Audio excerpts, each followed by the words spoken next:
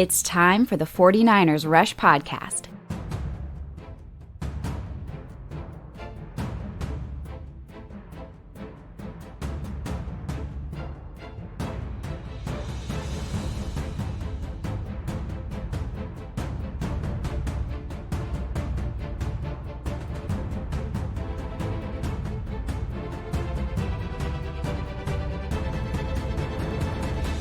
And here's your host, John Chapman.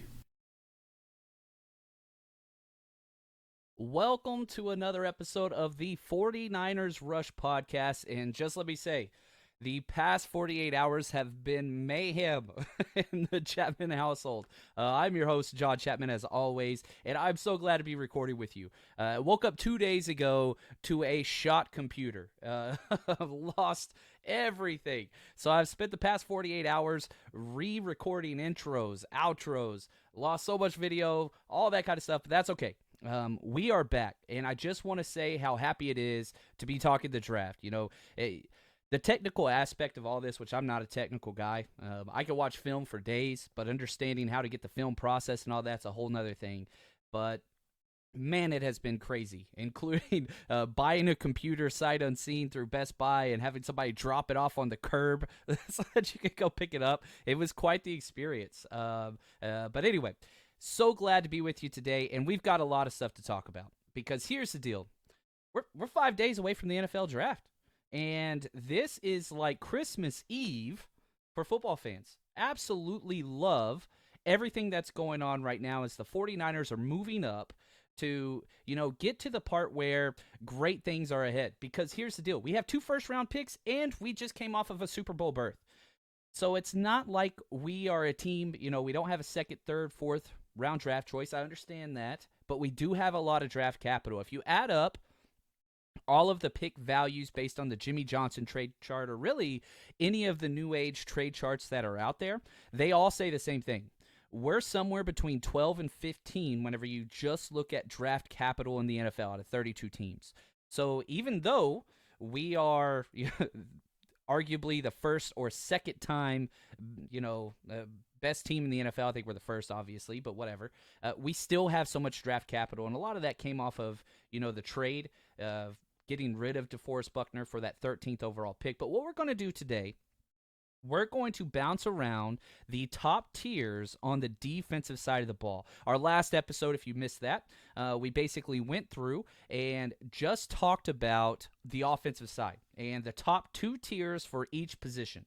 And that's what we're going to do on the defensive side today, which defense wins championships. We know that. That's what it is. And so that's what we've got going on today. And I do want to say thank you for everybody that's joining all across all of our platforms, but I cannot recommend this enough. And Hot Mic is where it's going to be at in the future. One, we're going to be recording live during the draft, broadcasting in a 49ers-centric all-day first-round draft coverage on Hot Mic. Now, we've worked really, really hard and put a lot of money into this. And so we're really, really excited. And as an incentive to get people over to the Hot Mic app, we have our giveaway. Jimmy Garoppolo signed jersey for free that we're going to be giving away on Thursday, the very first day of the draft. We're going to be giving it away exclusively on the Hot Mic app. It's very easy. It takes less than 45 seconds to register for this. All you have to do, go download the Hot Mic app. What you see at the bottom code of this screen, just go download Hot Mic, whether you have an Android, Apple, doesn't matter. Use the invite code RUSHESF, one word, and then you're in. It's completely free.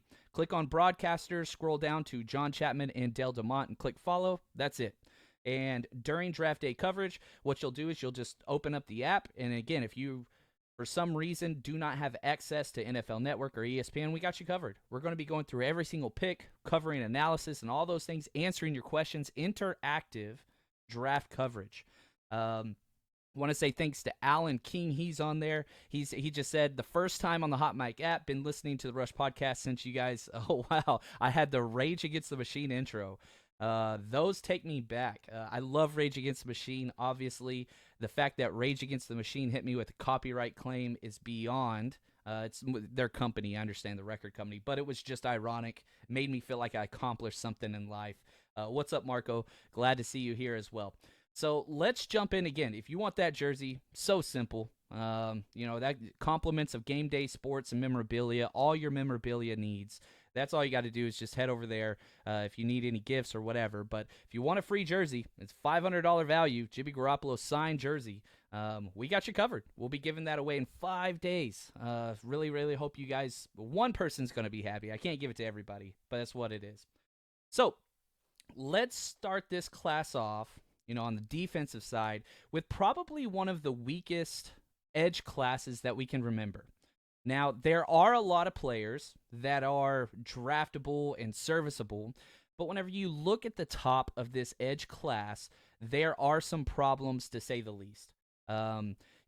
There's guys that offer, how do I say this? They might be really good at one or two things. They're not complete edge players like we have seen in the past. Outside of the man of the hour, the top of the board, Chase Young, defensive end of Ohio State. And it's funny, if you have not seen Nick Bosa go through and talk about, basically give his scouting report on Chase Young, it's a lot of fun.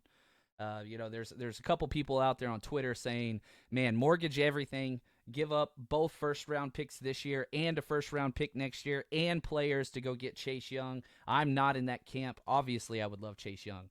But he is not – that's just not where I put him with the 49ers' needs. We have as much depth at the edge position as any team in the NFL, if not more so. Do I want Chase Young? Yes, but I don't think that it's realistic long term. But he is special. I'm willing to say this. He could be the best pass rusher in the NFL of all time. Like, he has that type of potential. Now, he's not the complete player that his teammate Nick Bosa was, which we have seen. I checked up a couple of betting sites. Nick Bosa is currently second in the NFL for Defensive Rookie of the Year next year, only behind Aaron Donald. So as far as Vegas odds, it goes Aaron Donald 1, Nick Bosa 2. And that's the entire NFL, not just the NFC. So it kind of lets you know the difference. Now, Chase Young, his pass rush moves, he might have the best edge pass rush, pure pass rusher ever whenever it's all said and done. He has that much potential, even more so than Nick Bosa. But I don't think that he is as complete a player. If I was picking between Chase Young and Nick Bosa coming out of college, I'm still taking Nick Bosa. But Chase Young's up there, and it's a debate. And there's going to be half the people, if not more so, thinking Chase Young. 16 and a half sacks despite missing games for a stupid suspension from the NCAA, which is an absolute joke in today's climate. But that's what it is, besides the fact. Now, after Chase Young, it gets interesting. And thank you, Marco. He knows what's up. Yetur Gross-Matos out of Penn State is my number 2. I really, really like this kid. He's just fun to watch. Now, he's one of those guys that he maximizes everything that he does. And what I mean from that is he's a guy that has great effort. He has great instincts. He's very, very slippery. He can read the play very well, and he gets off blocks extremely well, and he never gives up. I call Yetur Gross-Matos a guaranteed double. And whenever you're looking at this draft class as a whole with guys like Kayvon Chason, right? You can keep going down the list. Okwar, AJ Epinesa, all these different guys. There are gambles. Yeah, some of them are going to hit. There's going to be some good edge players in this class, but there are going to be a lot of busts. And if you want one of these guys with a lot of potential, you got to go in the first or second round. And in such a deep draft as we have in the 2020 draft class, man, outside of Yetur Gross-Matos, there's question marks galore. And so for my top 2 tiers in the edge class, I have one person in the top tier. That's Chase Young, we just talked about. And I have one person in the second tier, and that's Yetur Gross-Matos. Outside of that, it gets ugly quick. I have Zach Bond. He's next up, but he only fits as a 3-4 outside rusher. So you just eliminated half the teams in the NFL. And I know everybody wants to talk about how multiple they are and all that stuff, but he literally cannot play with his hand in the ground. I don't think that's his athletic profile. It's not what he's good at. Now, if you were a 4-3 team and you wanted to draft him, you could do the whole he plays Sam linebacker on first and second down and then rushes. But that's almost been eliminated in the NFL. Teams aren't really doing that anymore. They seem to have moved away from that. Zach Bond's going to be a Patriot. I don't know how else to say this, but he is just the definition of a Patriot player. He's Kyle Van Noy on steroids. And then you've got A.J. Epinesa and Caleb Von Chasen. I am not a fan of either one of these players. I prefer A.J., but I think that he is just a guy that maximized everything that he could in college. You're getting a player that might already be at his ceiling. I don't think he has much room to grow, and he can't play on the edge. Caleb Von Chasen, he's just 100%. He's all about, he just hasn't done it yet. Potential. He's definition potential. You look at him and you say, oh man, that guy's got to be good. You watch his film, he gets pancaked 3 times a game, every game. And he'll go several games without a sack, and then the quarterback will try to spin out and run into his arms, and he'll get up and celebrate like he's the greatest ever. Nothing about Caleb Von Chasen says draft this player. Again, you watch highlights, you might like him. You watch game film, you laugh. I cannot stress this enough. Caleb Von Chasen is not a first-round player. So that's the edge position. Now, here's the deal. Let's talk a little bit about the interior D-line, because this is huge. Obviously, there's a need. If you follow me on Twitter at JL_Chapman, I did a whole thread today on Julian Taylor. I love Julian Taylor. I really, really do like him. And I think that he is going to be a part of the future for the 49ers at that position. Now, is he going to be a starter or is he going to be a backup? Just tore his ACL in December. He's going to be right at the cusp of coming back if the NFL schedule started on time or not. But he's going to be involved in the plan. So I don't think that the 3 technique position is as dire as a lot of people are claiming. I don't consider Solomon Thomas to be at play there, maybe as a rotational pass rusher at best. That's it. DJ Brown, I think, is going to be playing the nose spot. Kevin Givens, Kentavious Street, there's bodies there. Givens, again, there's bodies there, but there's not that elite potential. I think out of that group, I really do think Julian Taylor is probably has the highest potential. But whenever we're looking at pick 13, I know a lot of people don't want to hear this. There are 2 guys, they might be gone by then, Derek Brown of Auburn and Javon Kinlaw of South Carolina.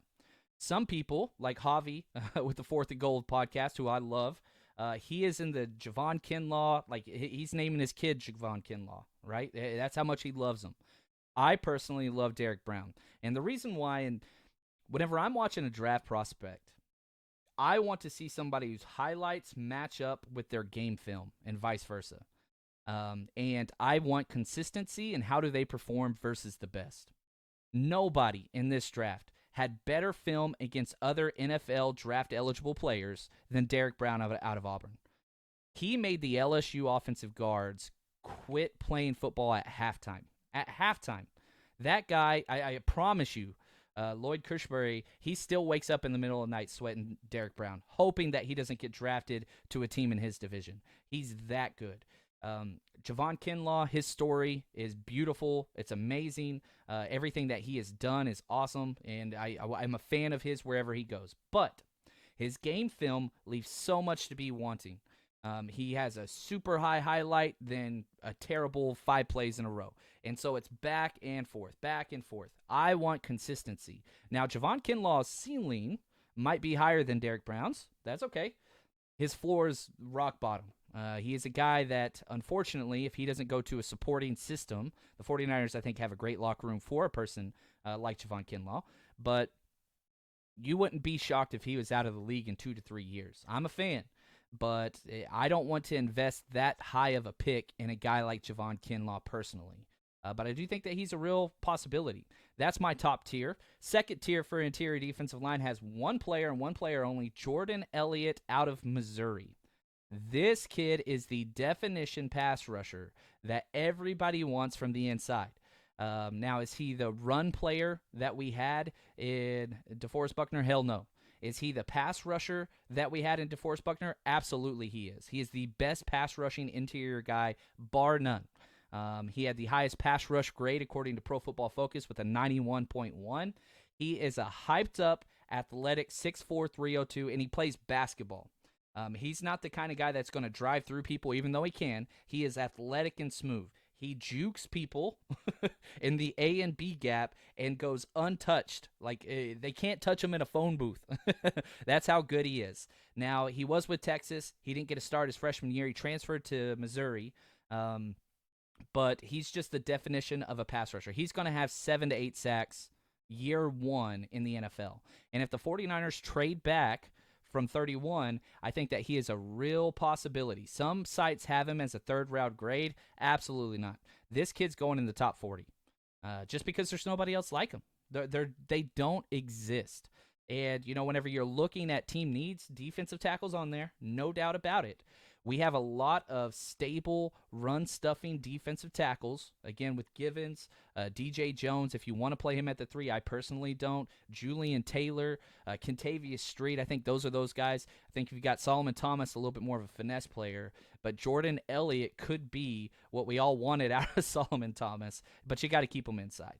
Now, the next 3 players have all met with the 49ers. And if you want to see the list of 50 or so players that have had meetings with the 49ers, with the Combine, East-West Shrine Game, Senior Bowl, virtual, whatever else, I just put out a whole list of every single person that I've confirmed with 2 sources that have met with the 49ers on Twitter. It's like an 8 tweet thing just because there's so many players. But if you want to see those guys, guess what?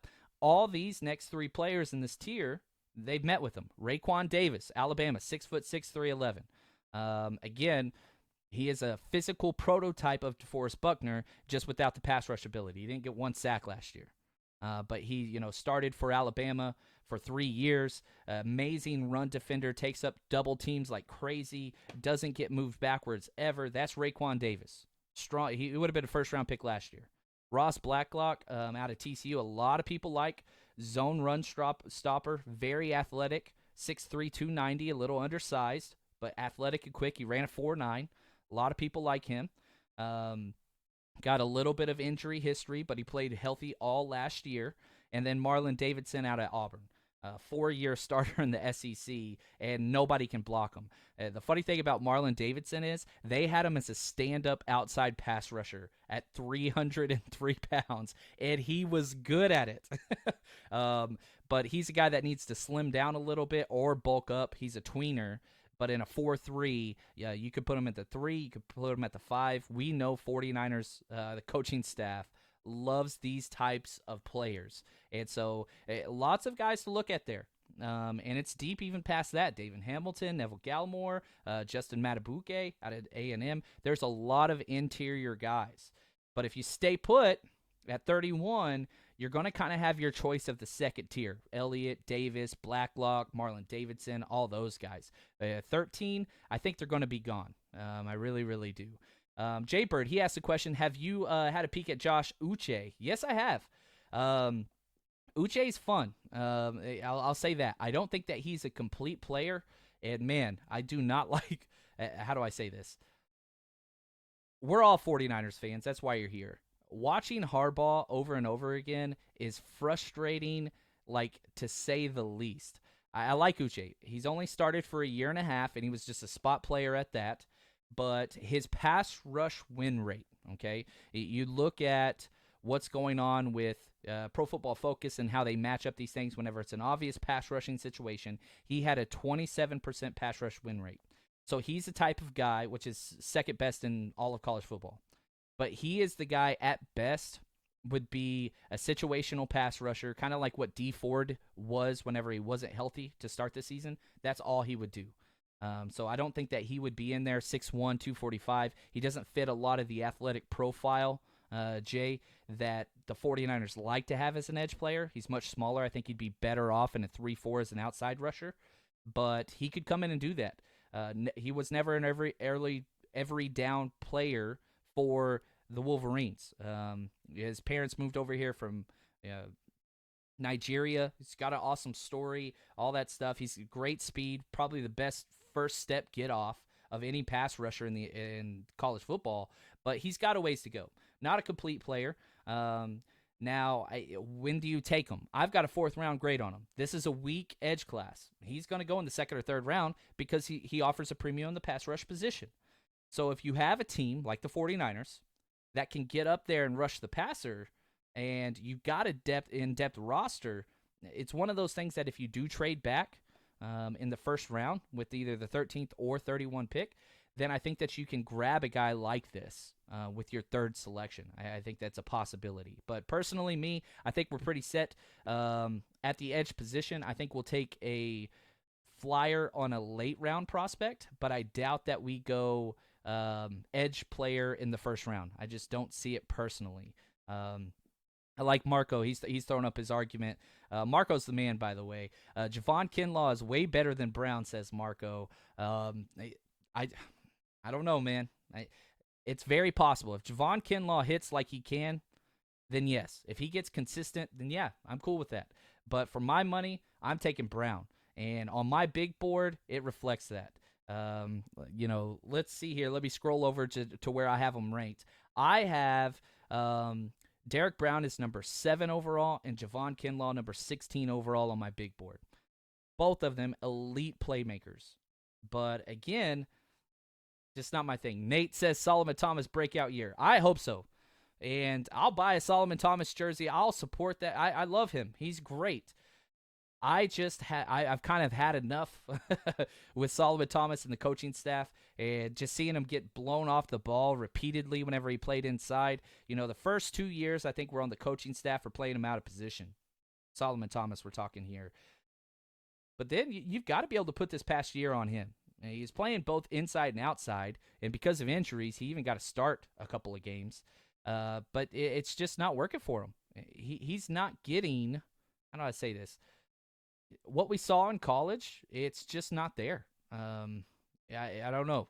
I don't see it. I'm rooting for him. I hope great things happen. It's just not happening. Now, a couple things. New announcement real quick. And this is awesome. Devin, he kind of helps out with some of the social media and organization stuff from the back. He's about as good a guy as I know. And he wanted to make sure we got more draft books out there. So here's the deal. First off, if you want the draft book, there's a couple ways you can get it. Okay, number one, you can head over to my Patreon page, which is in the link of this video.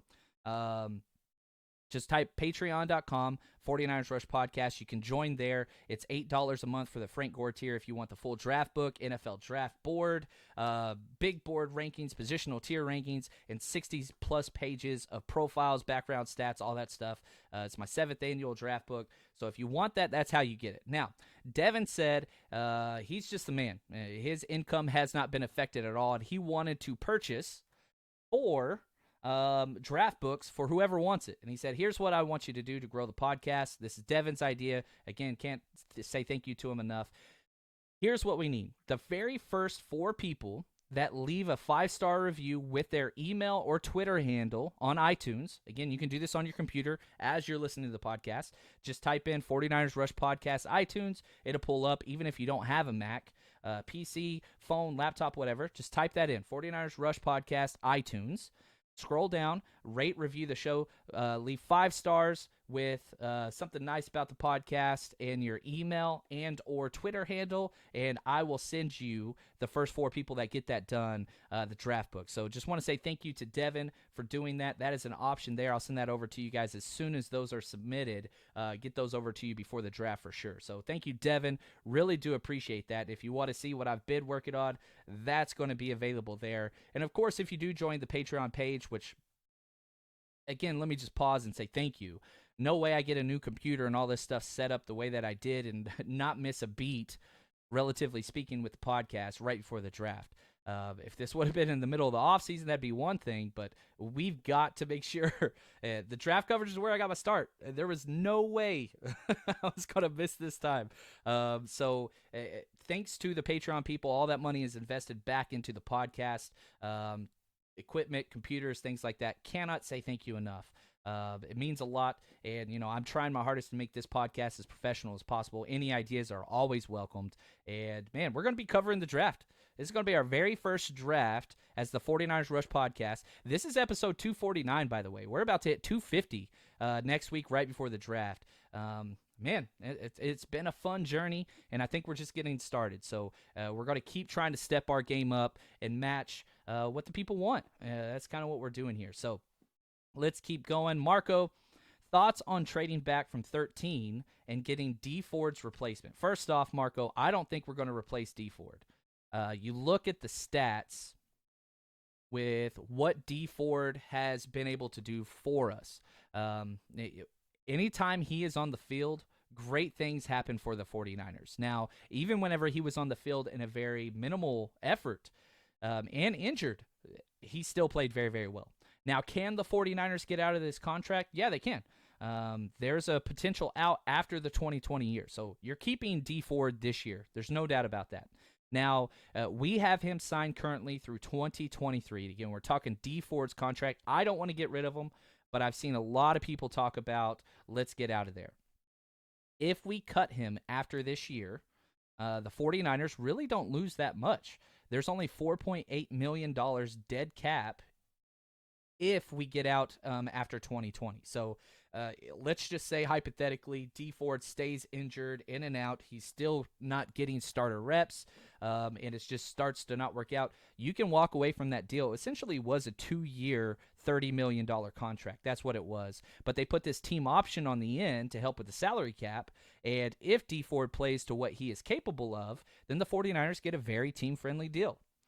And so very glad that he is a part of this team. I don't think that there are a lot of people that can do what he does. Again, if you like Uche, you have to love D Ford, because D Ford is a souped-up Uche. Now, he's all about that first step, got amazing speed around the end, and he makes everybody else better. I don't think that Nick Bosa has the year that he had without D Ford. That's just my personal opinion. So, yeah, we could move on from him. I don't want to. I love the contract moving forward, especially whenever you're seeing what people are going to be getting paid. Let's say D Ford matches his potential. In 2023, he's only going to be an $18 million cap hit. Whenever you're having top-tier edge guys, interior guys like DeForest Buckner making $21 million a year now, D Ford's not making $18 million a year until 4 years from now. So very, very team-friendly deal, as almost all 49ers contracts are. That's what it is. So winning if Marco is convinced this is the last year of him. I hope not. But hopefully he earns that deal and, gets back to where he was. Now let's keep going with our positional, just breaking down the different positions. Inside linebacker, and this is a rough one, because moving forward, I should have the exact same player at the top of every single position, and that's Isaiah Simmons. Isaiah Simmons, if he was an edge rusher, he would be right behind Chase Young, and he could play on the edge. I think he had 177 snaps off the top of my head from the D-line position as a pass rusher. Isaiah Simmons plays everywhere. Free safety, strong safety, slot corner, outside corner, linebacker, defensive line, edge player. He does it all.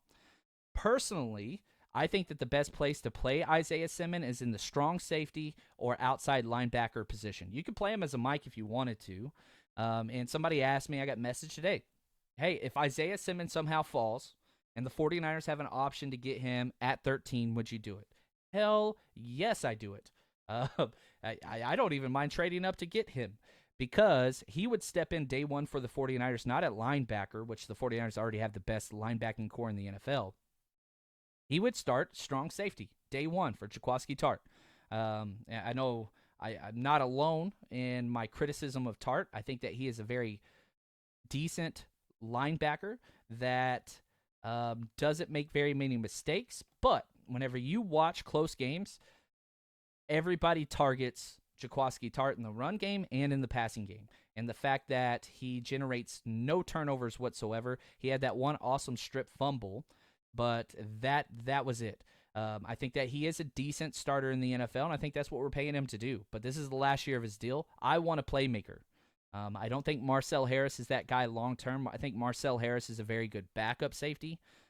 Personally, again, stepping away from the draft, I would prefer to have Jimmy Ward and Tavarius Moore as my two safeties. I'd be fine with that. I don't care who plays the strong safety position. Last year we swapped both of them back and forth. There were times where, Marcel Harris was the free safety, and Jimmy Ward was up at the line of scrimmage. So personally, my pecking order would be Jimmy Ward, Tavarius Moore, Jaquaski Tart, and Marcel Harris. And Tart and Harris are pretty damn close to me.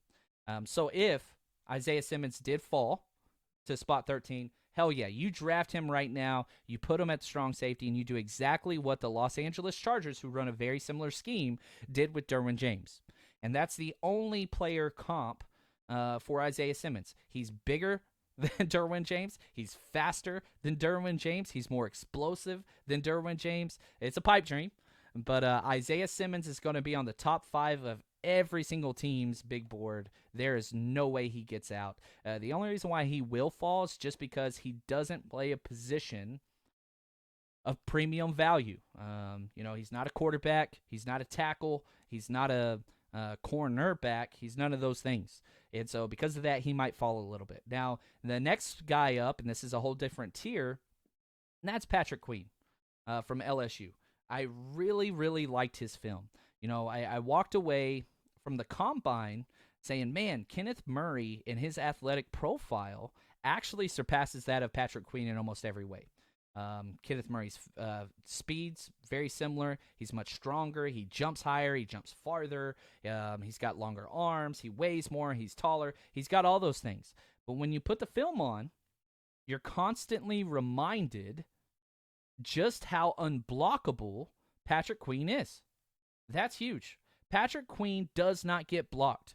And you watch him in the SEC, and you see these guards and centers and pulling tackles come out. It's like he sees through them and just throws them to the side. And now Patrick Queen's a lot smaller, and his bench press isn't as good either, and his arms are shorter, but it doesn't matter. There's something with his hips and his hands. It's very similar, and they're not similar players, but it's very similar as when Bosa locks up with a tackle and then just slips off of him. You see the exact same elusiveness and hand-to-hip movements that are always in sync as Nick Bosa getting off tackle blocks. Patrick Queen is not blockable, and he's a one-year starter and not really even a full-year starter. So that's a problem for sure. But he did it at the highest level. I have a first-round grade on him. I love Patrick Queen. I like Kenneth Murray more. I really, really do. He's pretty good in coverage. Awesome story. His family, he has a cop and a pastor as parents. I mean, the guy is all about authority and helping people. He's one of those just good dudes, and I like him, but he just, he's 100% full throttle all the time. It's just, man, I don't know how to say this. He's a D'Amico Ryans light. He doesn't make the huge plays, and whenever you run it straight at him, which in the Big 12 they didn't do very often. He's out of Oklahoma. This is Kenneth Murray we're talking about. He struggles a little bit. He really, really does. And so he's a guy that can get on the perimeter well, but if you attack right at him, if you're playing a physical kind of run game, he's going to struggle considerably. So that's kind of what it is. Now, I do want to say, oh, man, this is going to be good. I'm excited, guys. First off, just want to say thank you for everybody that's joining us wherever you're listening to this podcast. But if you are on Hot Mic, I want you to hit that share button at the top. That helps us out the most. We are trying to grow this as much as possible before the draft so that we can get I just want an awesome community of hundreds of people on here watching the draft together, having a legitimate conversation about the 49ers and breaking down what's going on. It's a really weird time right now, as we all know, and we can't be around people. Going to the bar and watching the draft is the greatest thing in the world. I've been at the last 7 drafts. I only missed the one in Philadelphia, so 7 minus that one. I love the draft. It's like my holiday, and I had my tickets booked to Vegas and hotel and all that stuff. I don't get that. But very excited to be with you guys. Really, really excited. Now, this is going to be fun. Here we go. Guess who is back, guys? And with free agency done and no live sports on TV, guess what? It is the time for the NFL draft and new beginnings. And our sponsors, you ready for this? Manscaped, baby. I hope you guys are excited for some Manscaped ads. It's time to give your balls a new beginning, just like the NFL season. Yep, I'm talking about ball trimmers. Manscaped.com offers precision engineering tools for your family jewels. Here's the deal. We've all had issues. You don't want to use the same razor that you use on your face down there, and you got to keep it clean. You're in quarantine. Come on, guys. That's not an excuse. So if you want 20% off any package that they offer and free shipping, all you have to do is use the promo code RUSHESF, RUSHESF, one word, just like for Hot Mic app, RUSHESF. And what they're going to do is they're going to send you whatever package you want, and their new Lawnmower 3.0 trimmer, it's crazy, man. I've been using Manscaped for years. They sponsor the podcast for years. This new thing doesn't make any sense. It is the Jerry Judy of ball trimmers. It is smooth and it is clean. So head over to manscaped.com, use promo code RUSHESF, and make sure you get your 20% off any purchase that you have over there. And it's a great way to support the podcast as well. So just want to say thank you back to Manscaped for coming back and supporting the podcast. Now let's move on to the next position. We got two more. Let's talk secondary before we get out of here today. And man, cornerback, it's a concern. It's a concern big time for the 49ers.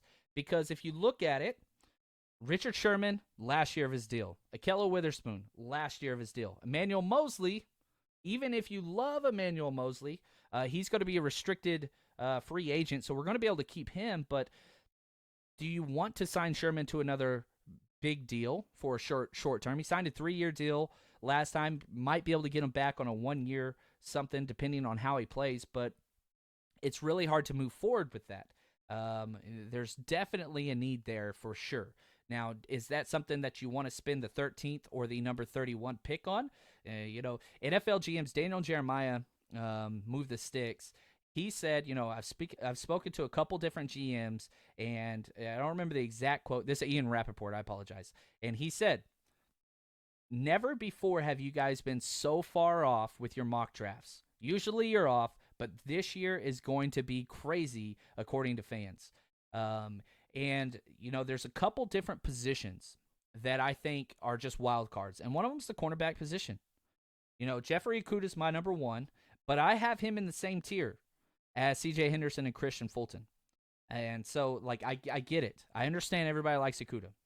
No problem with that. But I'm telling you right now, C.J. Henderson has an outside shot of being the very first cornerback off the board because he offers a couple things that Okudah does not.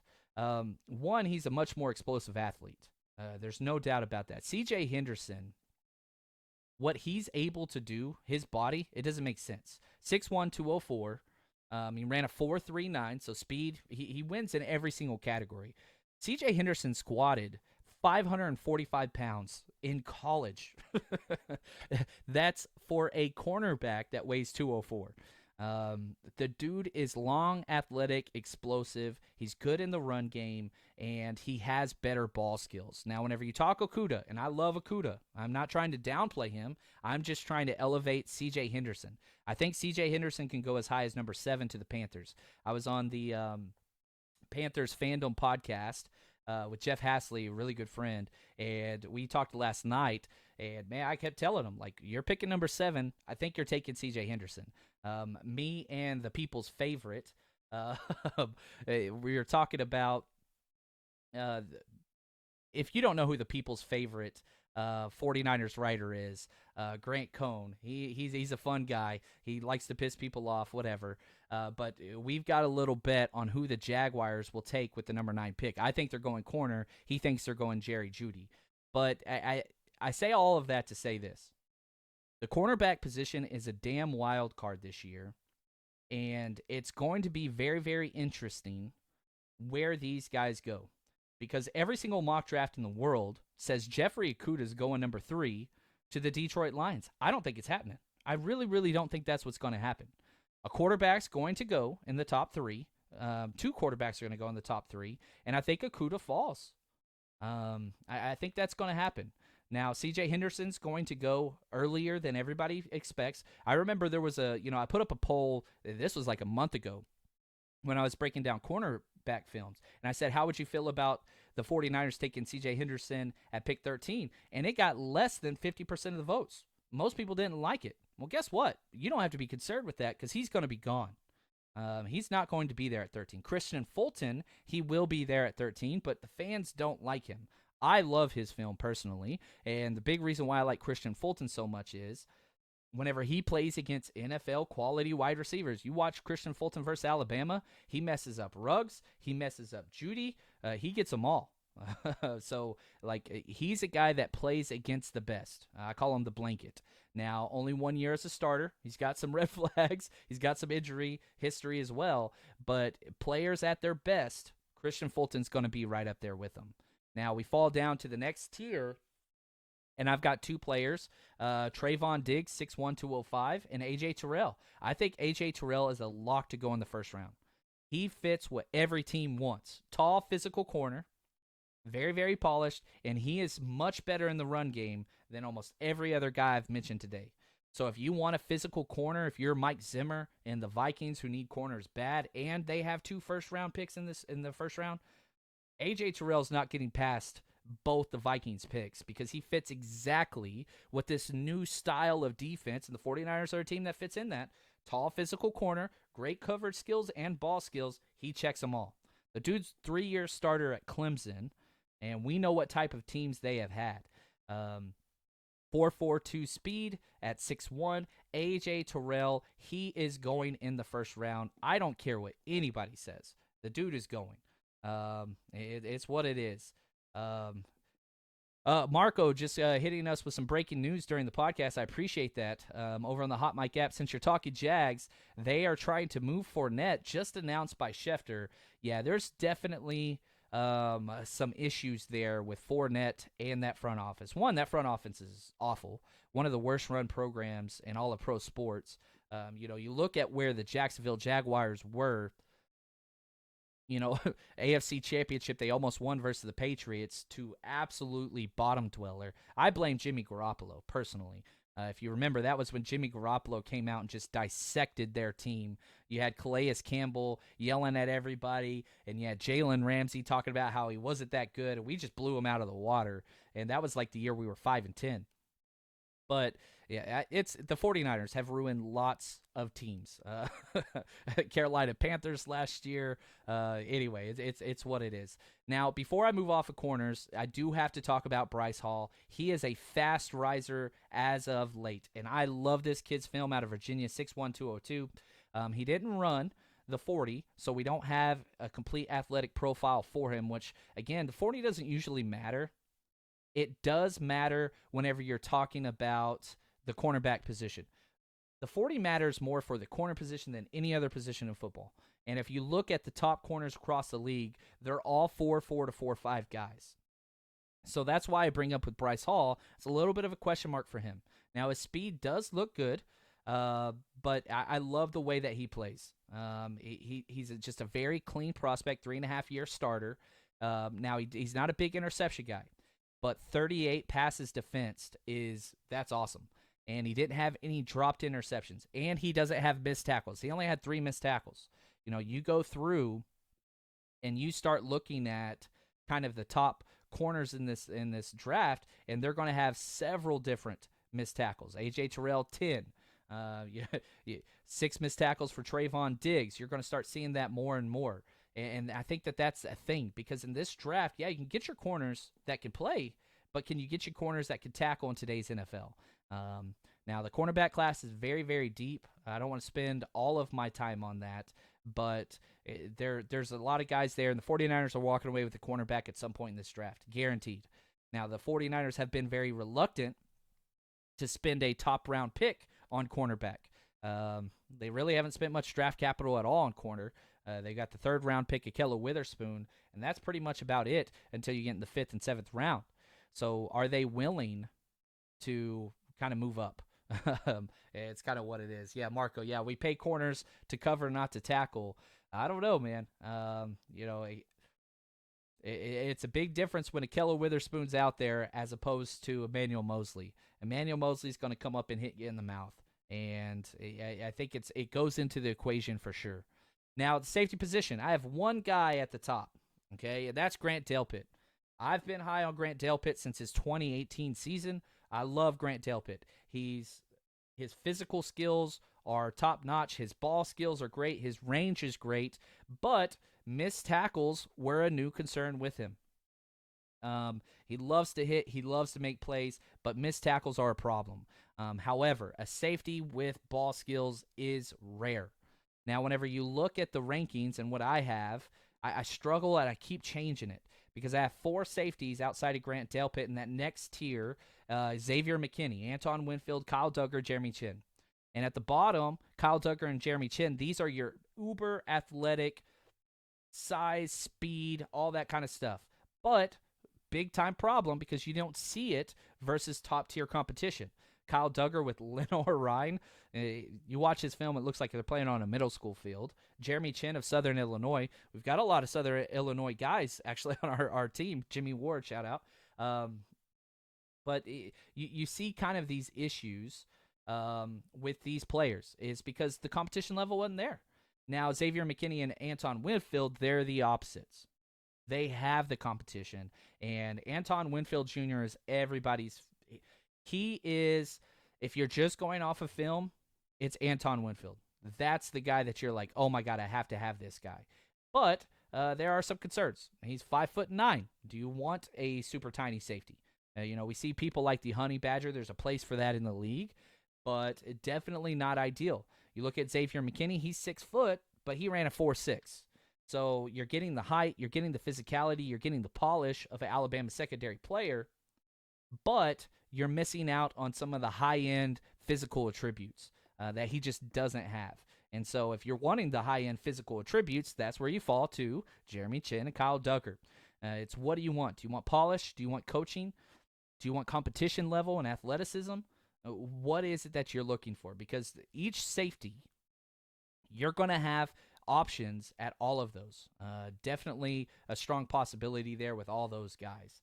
But anyway, that's where we're at. I cannot say thank you guys enough for all the support. And, man, I'm excited. And, again, just want to remind you guys, we're giving away a lot of stuff here.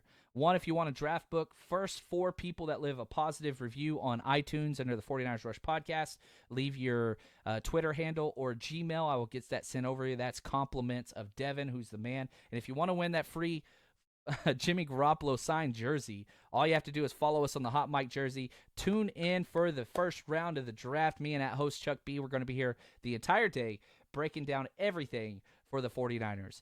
But until next time, we're going to have another podcast for sure before the draft on Thursday. But, man, we're getting close. 5 days, baby. 5 days. So until next time, stay strong, faithful.